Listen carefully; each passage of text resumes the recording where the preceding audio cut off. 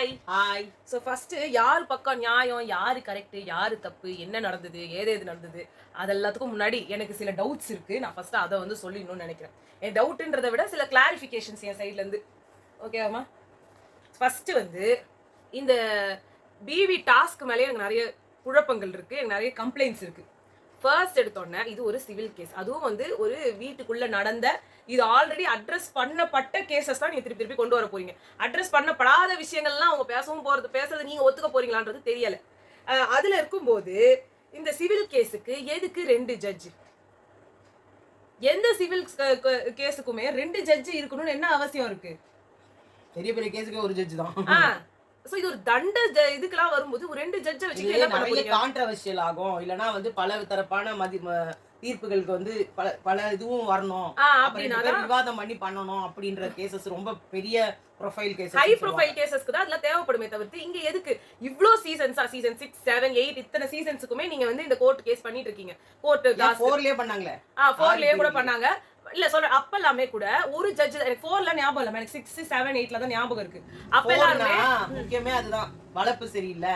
இல்ல அது எத்தனை ஜட்ஜ் இருந்தாங்க? ஒரே ஜட்ஜ் தானா? சோ அப்ப ஒரு ஜட்ஜ் அப்படின்றதுக்கு எப்படி சூஸ் பண்ணுவாங்க?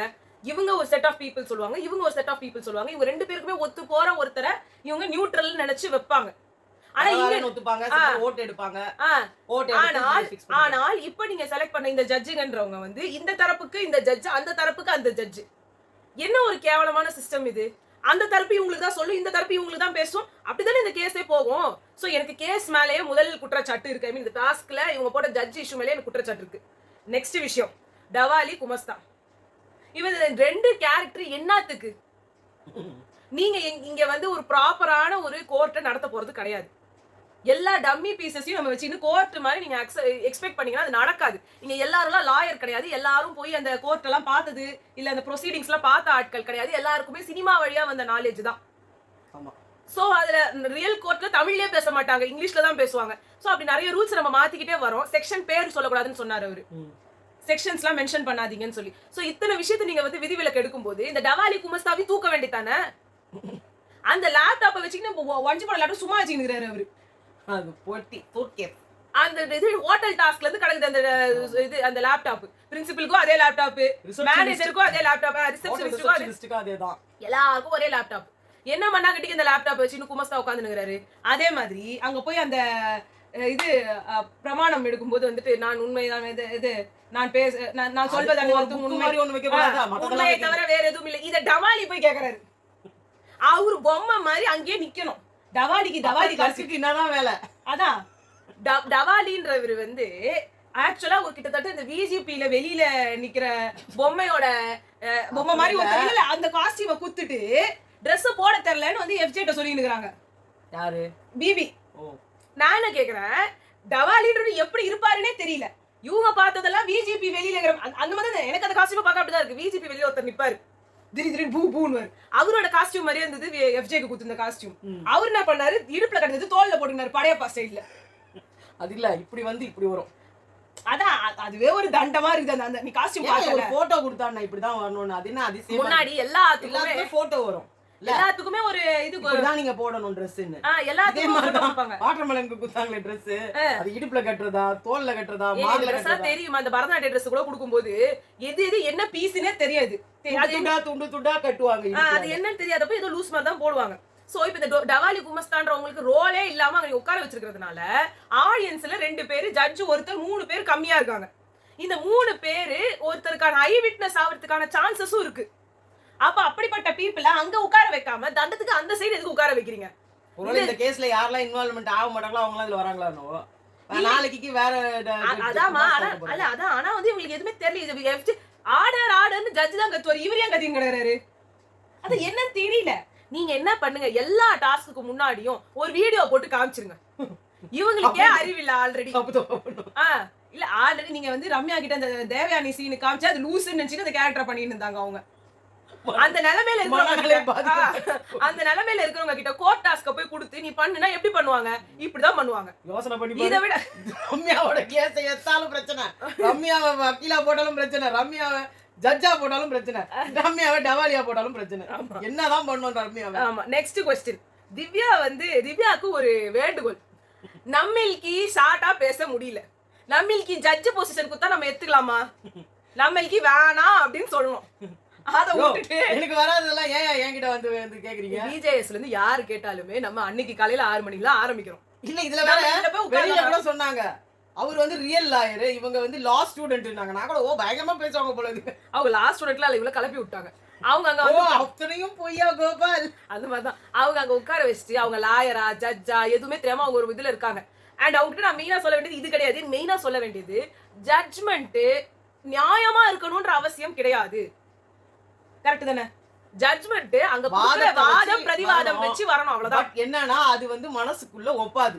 ஆமா, இது எப்படின்னா வெளியில நம்ம இப்படி சொல்லிட்டோமே, வெளியில இது எப்படி தப்பா போய் நம்மள என்ன சொல்லுவாங்க? ஏன்னா நம்ம கேவலமானவனுக்குலாம் சப்போர்ட் அது கரெக்ட் தான். நான் அதுக்கும் வரேன். எனக்கு என்னன்னா நிஜத்திலயுமே இது நடக்கும் தான்.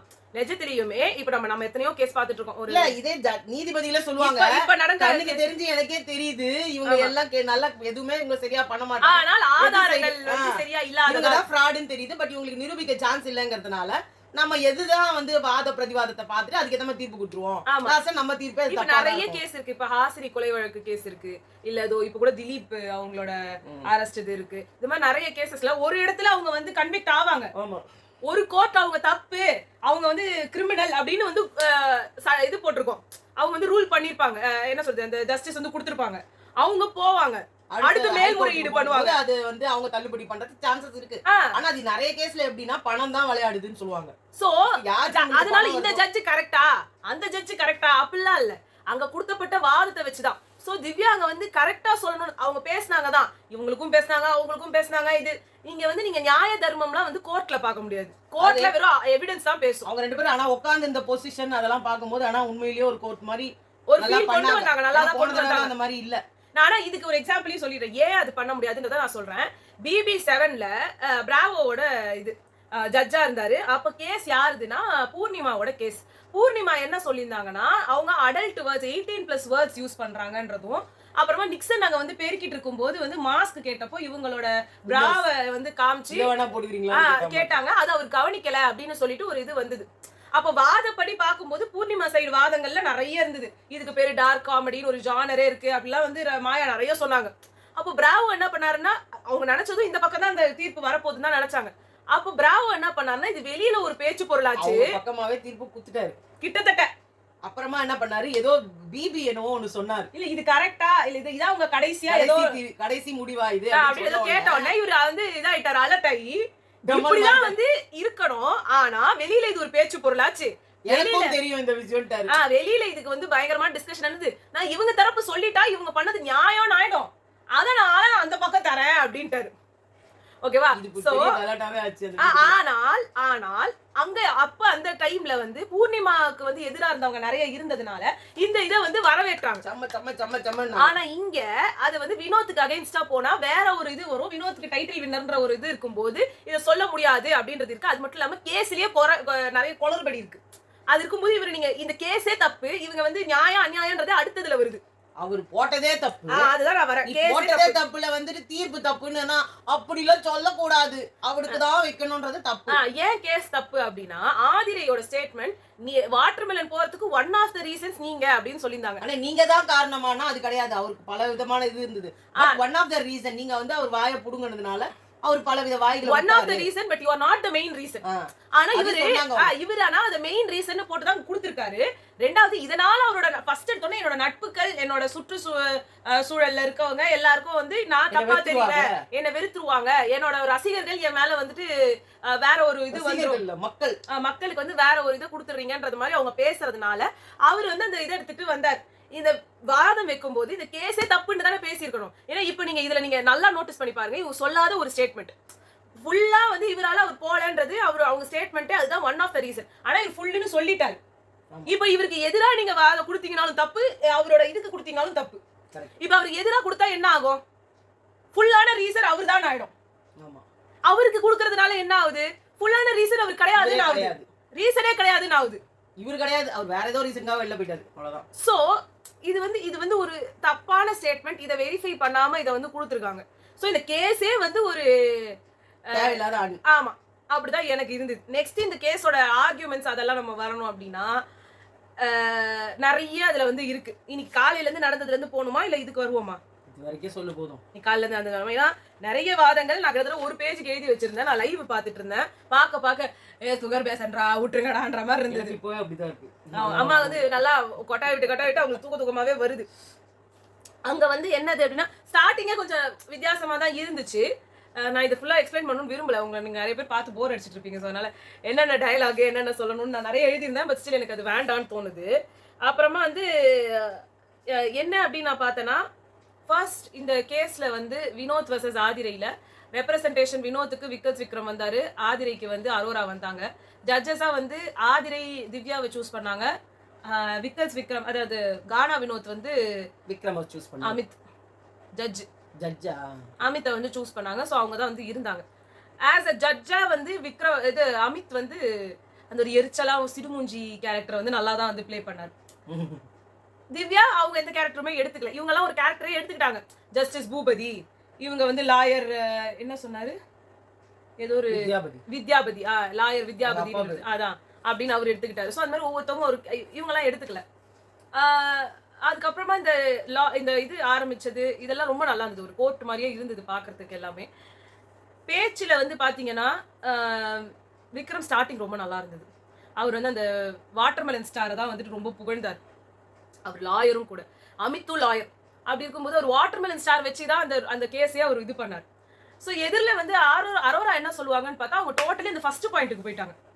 ஃப்ரெண்டுன்றவன் இதை சொல்லிட்டா நவுந்துருவான் அப்படின்னா அவன் ஃப்ரெண்டே கிடையாதுன்னு சொல்லிட்டு அவங்க போக போக அரோராவோட வாதங்கள்லாம் எனக்கு ரொம்ப பிடிச்சிருந்தது. ஆனா ஒரு கட்டத்துக்கு மேல சிரிச்சுக்கிட்டு லூஸ் மாதிரி ஆயிட்டாங்க. அதுதான் பிரச்சனை. விக்ரமும் ஒரு கட்டத்துக்கு மேல என்ன பண்றதுன்னு தெரியாமன்ற மாதிரி ஒரு மாதிரி போயிட்டாரு. அவர் சுத்தமாவே ஆஃப் ஆயிட்டாரு. ஆமா, எனக்கு இப்ப டவுட் எனக்கு எதுல வருது, எனக்கு எது கடுப்பா இருக்கு அப்படின்னா, 2 லாயர்ஸ் அந்த கோர்ட் ரூம்குள்ள இருக்கீங்க, அதுவும் அந்த வாதாடுற அந்த இடத்துல இருக்கீங்க. ஒருத்தர் ஜட்ஜா இருக்கீங்க, ஒருத்தர் லாயரா இருக்கீங்க. 2 பேர்ல கேஸ் போட்டவரை பேச உள்ள, கேஸ் போட்டதுக்கு எதிரில் நிக்கிறவங்களையும் பேசவில்லை. அப்புறம் என்ன பண்ணாங்கட்டி கோர்ட் இது? விட்னஸ் எல்லாம் வந்து 1 மணி நேரம் பேசுறாங்க. அது அவங்க இப்போ பண்ணிட்டாங்கல்ல, அடுத்து கொஞ்சம் சுதாரிச்சுப்பாங்க. இவங்களுக்கு ட்ரையலே ஃபர்ஸ்ட். அதனால தான் சொல்றேன் இவங்களுக்கு போட்டு காமிச்சிடணும்னு. ஏன்னா ரொம்ப கேவலமா இருக்கு. இவங்க உட்காந்து கானா வினோத்தை பேசவில்லை, இங்க ஆதிரையும் பேசவில்லை. யார் பேசினா? அந்த சைடு இருந்து கனி திருப்பி அதுவும் 2 லைன் பேசி அனுப்பி விட்டாங்க. வியானா உட்காந்து அவ்வளவு நேரம் பேசுறாங்க. திவ்யா தான் ஜட்ஜின்றத மறந்து அங்க போய் லாயரா உட்காந்து விட்னஸ் ஆயிட்டாங்க, லாயர் ஆயிட்டாங்க. எல்லாத்தையும் அவங்களே எடுத்துக்கிறாங்க அவங்க தலைமையில. அதான் நான் சொல்றேன், திவ்யா ரொம்ப நல்ல பொண்ணு, நல்ல ஒரு கேம் பிளே இல்ல இதெல்லாம் பண்றவங்க. பட் நம்மளுக்கு இந்த ஜட்ஜு ஒத்து வராது. நம்ம வந்து விட்னஸ் பேசணுமா, இல்ல நம்ம லாயரா பேசணுமா, இல்ல வேற ஏதாவது ஒரு கேரக்டர் நீங்க எடுத்துக்கோங்க. ஜட்ஜ்மெண்ட் உங்களுக்கு சுத்தமா வரல. பொதுமக்களா நீங்க உட்காந்துக்கோங்க, அது பெஸ்ட். ஏன்னா இந்த task is not for Divya. அவங்க உள்ள இன்வால்வ் ஆனாங்கன்னா அது பிரச்சனையில தான் போய் முடியும். சோ இந்த ஒரு லாயரா இருந்தா அதுதான் நானும் சொல்றேன். ஆனா அது பிரச்சனை. எதிர்பக்கத்துல இருக்கிற லாயர் வந்து நான் அப்படி தாண்டா பேசுறேன் அப்படின்னாங்கன்னா அது ஆஃப் ஆகி உங்களுக்கு ஜெயிச்சாலும் அம்மா நீ வாயை மூடு நான் ஜெயிச்சிடறேன் நீ பேசி செத்துருவோம் அந்த நிலைமையில ஆயிடும். அது மட்டும் இல்லாம சம்டைம்ஸ் இல்ல முக்காவாசி டைம்ஸ் வந்து திவ்யா வந்து யாராவது ஒரு ப்ரெஷர் சிச்சுவேஷன்ல வந்து அவங்களுக்கு கிறிஸ்பா சொல்லவே வராது. பாயிண்டாவே அடிக்க மாட்டாங்க, சுத்துவாங்க. அந்த மாதிரி இங்க சுத்த ஆரம்பிச்சிருவாங்க. இங்கேயுமே வந்து அவங்க நல்லா அழகா வந்து இதை பண்ணிருக்கலாம். அமித் அதை நல்லா எடுத்துட்டு போனாரு. அமித் என்னதுன்னா செம்ம பயஸ்ட் அமித். ஆனா தெரியவே இல்லை. வெளிய வந்து சொன்னாரு பாத்தியா, உங்களுக்காக தானே நான் பேசுறதுக்கு அவ்வளவு பண்ணேன், நீங்க அமைதியாவே இருக்க மாட்டீங்க, உங்களுக்காக தான் நாங்க எல்லாமே பண்ணோம், உங்களுக்காக போராடுறேன், நீங்க தான் ஜெயிக்கணும்னு முதல்ல இருந்து ட்ரை பண்ணிட்டு இருக்கேன் அப்படின்னு அவங்க சொன்னாங்க. சோ அவர் பயஸ்டா தான் இருந்தாரு, இவங்களும் பயஸ்டா தான், 2 பேருமே பயஸ்டா இருந்தாங்க. ஆனா திவ்யா பயஸ்டா இருந்தது அப்பட்டமா தெரியுது, அமித் வந்து பயஸ்டா இருந்தது தெரியல. அதுதான் ஒரு ஆக்டருக்கான அழகு எனக்கு தெரிஞ்சு. அவர் ஒரு ரோல் அங்க எடுத்து பண்றாருன்றப்போ அமித் வந்து தான் ஒரு தலைபட்சமா இருக்கிறத எல்லாருக்கும் தெரியப்படுத்துற அளவுக்கு அவர் பண்ணல. அது எப்படின்னா ஒவ்வொருத்தரோட கேரக்டர் ஒவ்வொரு மாதிரி. அமித்தோட கேரக்டர் 10ஓட 11 இருந்துட்டு போயிடணும், எல்லாரோட குட் புக்ஸ்லயும் இருக்கணும். அவர் வந்து வினோத் வந்து பெரிய ஆளு, வினோத்துக்கு கிளாப்ஸ் இப்ப இது சொல்லுவாங்க தெரியுமா, எல்லாம் கரெக்ட் தான். திவ்யா வந்து ஒரு ஜட்ஜ் வந்துட்டு உங்களுக்கு எப்படின்னா நியாயம் இருக்கணும், அவர் பண்ணது அநியாயம். இவர் வந்து வாட்டர்மெலனுக்கு போறதுக்கு இவர் காரணம் கிடையாது, ஆனா கொண்டு வந்தது இவர் தான். அதாவது ஏன் இது திவ்யா பயஸ்டா இருந்தாங்கனாலும் சொல்றேன், வினோத் வந்து அந்த மாதிரி ஒரு கேவலமான வார்த்தைகள் பாடி ஷேமிங் பண்ணக்கூடிய ஆளுன்றத வந்து ப்ரூவ் பண்ணிக்கிட்டே இருக்கிறப்போ அவர் நல்லவருன்னு நம்ம சொல்லிட்டோம்னா அது மக்களுக்கு வந்து வேற மாதிரி போயிடும். அப்ப நம்ம சொன்ன வாதங்களுக்கு என்ன ஒரு மரியாதை இருக்கும்னு அவங்க நினைச்சாங்க. பட் இப்பதானே ஒரு கேம் நடந்தது பாய்ஸ் வர்சஸ் கேர்ள்ஸ்ல வந்து அந்த டிபேட் ஷோ வரும்போது நியாயமா பேசுறவங்க தான் வந்து ஜட்ஜா இருக்கணும் அப்படிதானே இவங்க எல்லாம் பிளான் பண்ணாங்க. அப்ப நியாயத்துக்கு பக்கம் தானே நீங்க அரோரால தான் ஜெயிச்சாங்க. அதான் சொல்றேன். சோ அந்த மாதிரி தான் இதுவும். இன்னொன்னு இது நான் எப்படின்னா அப்படி ரோல் ஆயிட்டே வரும். இது யாரோ ஒருத்தர் ஒரு தடவை இவங்க ஜட்ஜா இருந்துதான் ஆகணும். சோ அது இவங்களோட டே கிடையாது இன்னைக்கு, அவ்வளவுதான். இன்னும் நெக்ஸ்ட் வந்து நான் என்ன சொல்லணும் அப்படின்னா வந்துட்டு இந்த லாயர்ஸ் அண்ட் இத பத்தி சொல்லணும். இவங்க யாரு நான் ஒண்ணு சொல்லிக்கிறேன். அதாவது பார்வதி அது வியானா சொன்னாங்க, இவங்க இங்க ஒரு குத்து குத்துறாங்க, அங்க ஒரு குத்து குத்துறாங்க. அங்க போனா வினோத் உள்ள வந்த உடனே வினோத்துக்கு சப்போர்ட் பண்றாங்க. அந்த ரூமை விட்டு வெளியில வந்ததுக்கு காரணமே நான் வந்து திவாகருக்கு தான் சப்போர்ட் அப்படின்னு சொல்றதுக்காக தான் அவ்வளவு துடிச்சாங்க. அவங்க பாத்ரூம் போனாங்களான்னு கூட தெரியாது.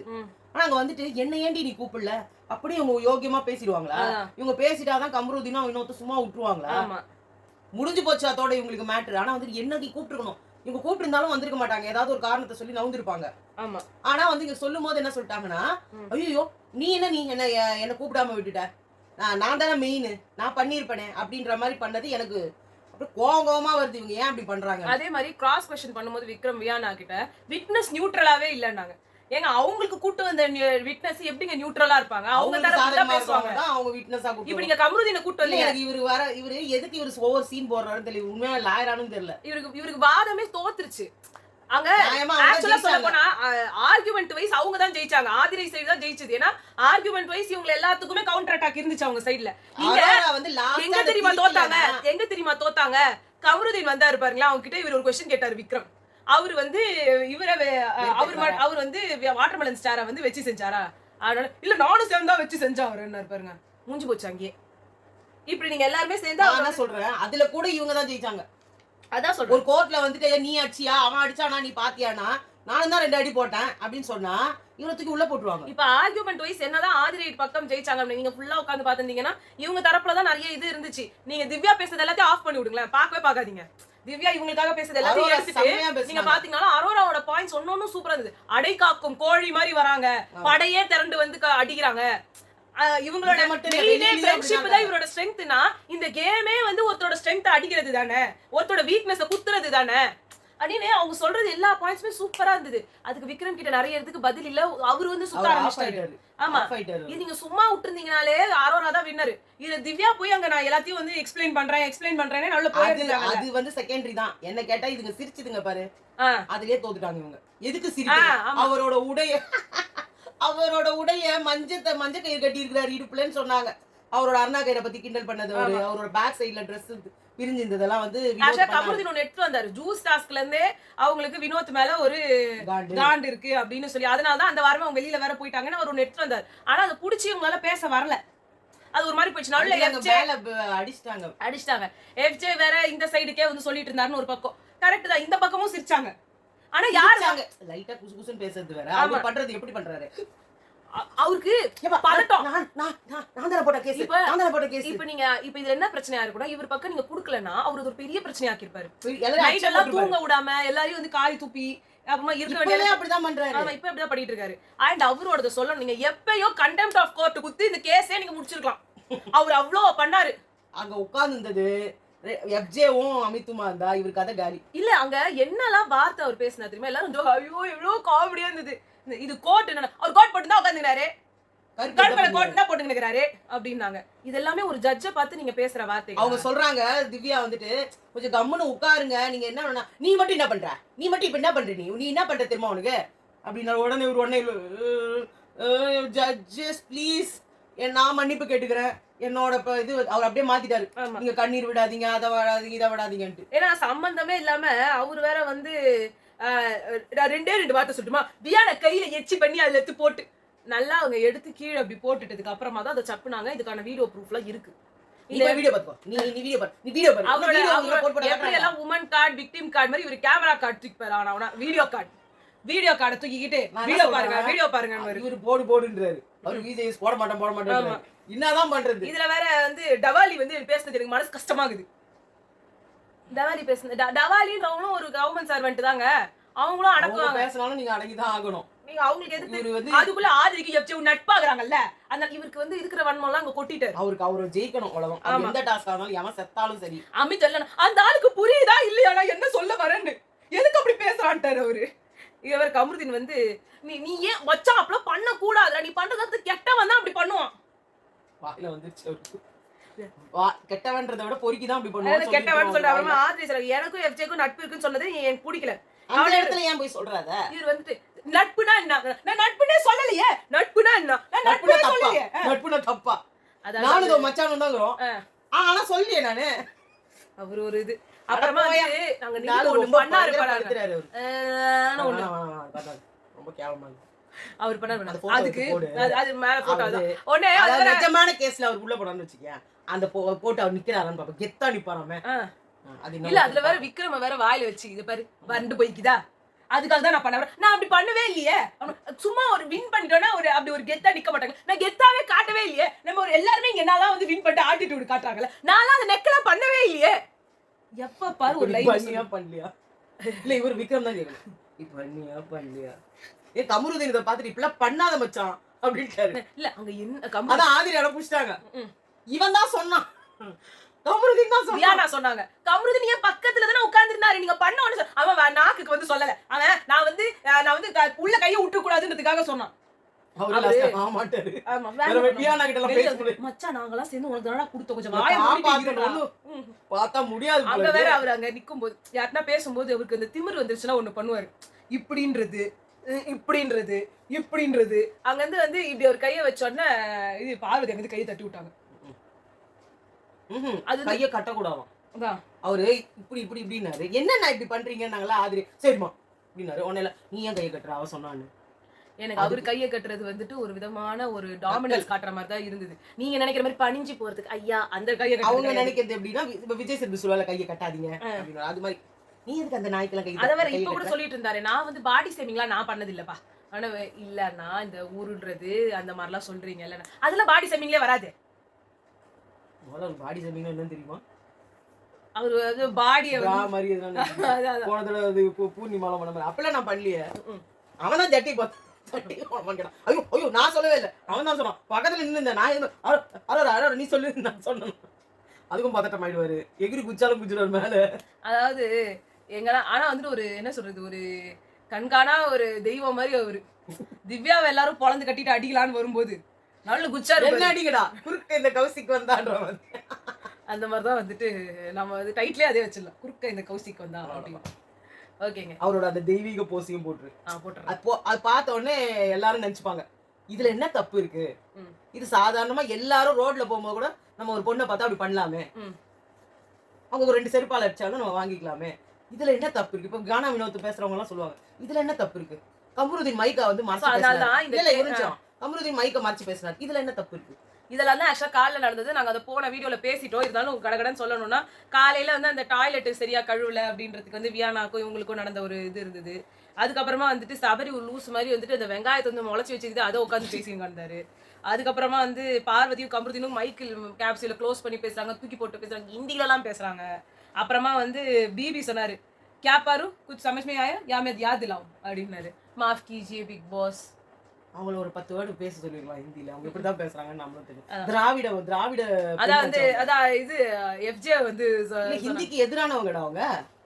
அதான் அவங்க பேசுவாங்க. எஃப்ஜே வந்து அங்க சொன்னாரு நீங்க நேத்து வச்ச நாமினேஷன் இன்னைக்கு வச்சிருந்தீங்க ஒரே ஆள் தான் வந்திருப்பாங்க நாமினேஷன்ல.